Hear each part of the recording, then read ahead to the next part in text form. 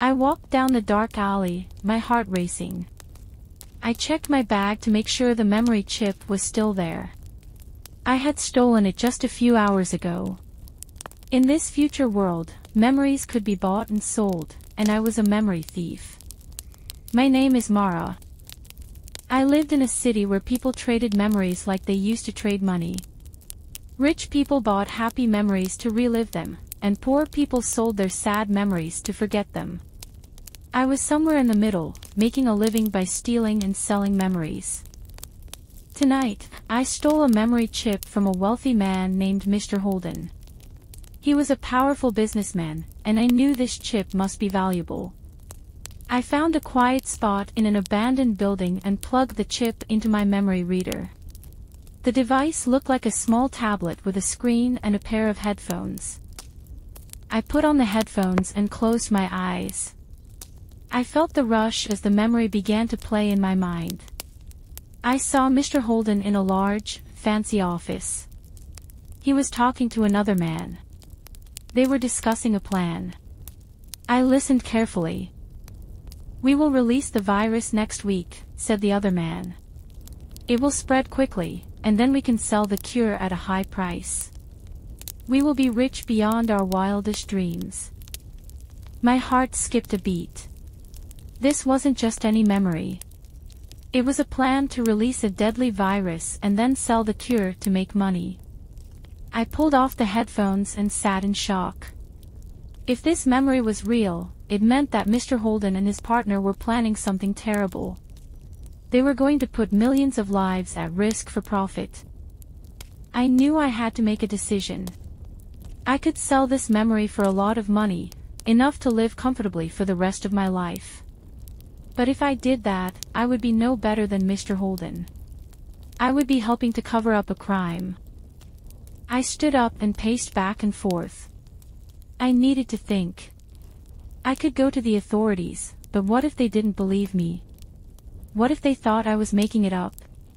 I had to find a way to expose the truth. I decided to visit an old friend named Lena. She used to work as a journalist before she retired. She had connections and knew how to get the truth out to the public. I hoped she could help me. I made my way to Lena's apartment. She lived in a small, cluttered space filled with books and papers. When I knocked on her door, she opened it with a smile. "Mara, what brings you here?" she asked. "I need your help, Lena," I said. "I have something important to show you." I told her everything about the memory chip and what I saw. Lena listened carefully, her face growing serious. When I finished, she nodded. "This is big, Mara. If what you saw is true, we need to act fast," she said. We spent the next few hours making copies of the memory chip. Lena used her old contacts to get the word out. She sent the memory to news outlets and posted it online. We knew it was dangerous, but we had to do it. The next day, the news spread like wildfire. People were shocked and outraged. The authorities launched an investigation. Mr. Holden and his partner were arrested. The plan to release the virus was stopped. I felt a sense of relief. We had done the right thing. Lena hugged me and smiled. "You did good, Mara," she said. "You saved a lot of lives." I smiled back, feeling proud. I knew that I had made the right choice. I could have taken the money, but instead, I chose to expose the truth. It wasn't an easy decision, but it was the right one. From that day on, I decided to use my skills as a memory thief for good.